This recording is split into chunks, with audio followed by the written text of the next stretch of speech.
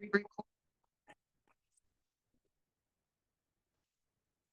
Students, मेरा नाम है गौरव और आप देख रहे हैं हमारा चैनल नागपाल एकेडमी। तो जुड़े रहिए हमारे चैनल से। चलिए स्टार्ट करते हैं हम। आज का टॉपिक है हमारा न्यूमेरिकल एनालिसिस का चैप्टर नंबर 4। चैप्टर नंबर 4 में क्या आता है? चैप्टर नंबर 4 में चार मेथड आते हैं। कौन से चार मेथड आते हैं? चार मेथड आते हैं, गोज फॉरवर्ड का, गोज बैकवर्ड का, बेसल का, स्टर्लिंग का, और ये चारों फार्मूले आते हैं। तो आज हम चैप्टर नंबर 4 करने जा रहे हैं न्यूमेरिकल एनालिसिस का। तो चलिए स्टार्ट करते हैं। चैप्टर नंबर 4 न्यूमेरिकल एनालिसिस में मान लो फॉर एग्जांपल हमें एक्स में और वाई में दो वैल्यूज दे रखी होंगी। एक्स में वैल्यू दे रखी होंगी 2 4 6 8 10। वाई में दिया होगा 3 5 11 13 17। सबसे पहले हम डेल वाई निकालते हैं। डेल वाई कैसे निकालेंगे? 5 में से 3 गया 2 आ जाएगा, 11 में से 5 गया 6 आ जाएगा, 13 में से 11 को सब्ट्रैक्ट कर देंगे 2 आ जाएगा, 17 में से 13 को सब्ट्रैक्ट कर देंगे 4 आ जाएगा। ऐसे ही 6 में से 2 सब्ट्रैक्ट करेंगे 4, 2 में से 6 सब्ट्रैक्ट करेंगे -4, 4 में से 2 सब्ट्रैक्ट करेंगे 2 आ जाएगा। डेल क्यू वाई निकालेंगे, -4 में से 4 सब्ट्रैक्ट कर देंगे, 2 में से -4 सब्ट्रैक्ट कर देंगे, 6 में से -8 सब्ट्रैक्ट करेंगे 14 आ जाएगा। मान लो फॉर एग्जांपल हमें कहता है एक्स की वैल्यू 5 पर वाई की वैल्यू निकालो, और मेंशन किया गया होगा कि गोस फॉरवर्ड फार्मूला लगाना है। तो 5 से जस्ट कम वाली वैल्यू को ए मान लेते हैं। ए को हमने 4 मान लिया। जिसको भी ये मानते हैं वो वाला पार्ट जीरो, ऊपर चलेंगे नेगेटिव, नीचे चलेंगे पॉजिटिव हो जाएगा। जैसे पहला कॉलम -1 से स्टार्ट है, वैसे प्रत्येक कॉलम -1 से स्टार्ट होगा। ये कॉलम -1 से स्टार्ट है, -1 0 1 2 3 हो जाएगा, -1 0 1 2 3 हो जाएगा, -1 0 1 2 -1 0 1 -1 0 -1 हो जाएगा।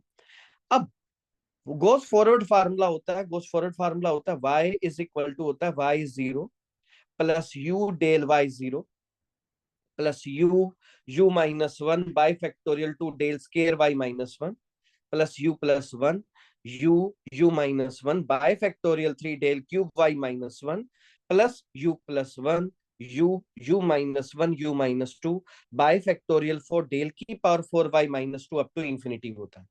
अब यू निकालते कैसे? यू का फार्मूला होता है x minus A by H होता है। x कितना है? 5 है। a कितना है? a किसको मानते हैं? जस्ट 5 से जस्ट ऊपर वाली वैल्यू को हम ए मान लेते हैं। 5 से जस्ट ऊपर कौन है? 4 है, तो हम ए को हम 4 मान लेंगे। तो यहाँ पर हमने ए को 4 मान लिया। गोस फॉरवर्ड हो चाहे बैसल हो चाहे स्टर्लिंग हो, उन सब में ए सेम को मानना है। तो 5 -4/2 कर देंगे हम। तो यू की वैल्यू 0.5 आ जाएगी। अब y0 क्या हुआ? देखिए, जिसको भी ए मानते हैं वो पार्ट जीरो होता है। ऊपर चलेंगे नेगेटिव, नीचे चलेंगे पॉजिटिव हो जाएगा। मतलब प्रत्येक कॉलम -1 से स्टार्ट है। तो ये x-1, ये x0, ये x1, ये x2, ये x3, ये y-1, ये y0, ये y1, ये y2, ये y3। ये del y-1, del y0, del y1, del y2, del square y-1, del square y0, del square y1, del cube y-1, del cube y0, del की power 4y-1 हो जाएगा। तो आपको क्या करना है? y0 की जो वैल्यू है 5 है, वहां पर टेबल में देखिएगा। डेल y0 की value del square y-1, del cube y-1, del की पावर 4y-2 की वैल्यू यहाँ पे पुट कर देनी है। तो जो रिजल्ट आएगा वो गोस फॉरवर्ड फार्मूला हमारा बन जाएगा। अब ऐसे ही अगर हमें स्टर्लिंग फार्मूला निकालना हो, मान लो वही टेबल है, वही क्वेश्चन है। तो x की वैल्यू 5 पर a तो हमने 4 को मानना है, u की वैल्यू 0.5 आ जाएगी। y का फार्मूला निकालना है, हमने y निकालना है।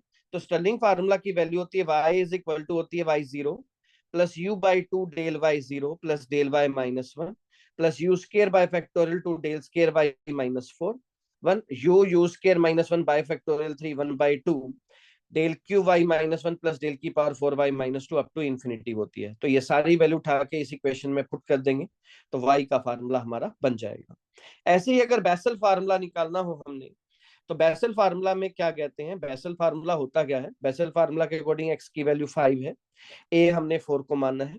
तो यू की वैल्यू 0.5 हो जाएगी। सेम वैल्यू होगी, वाई का फार्मूला हो जाएगा यहाँ पर 1/2 y0 plus y1 plus u -1/2 del y0 plus u-1 by factorial 2 1/2 del square y0 plus del square y-1 plus u-1/2 u-1 by factorial 3 del cube y-1 up to infinity हो जाता है।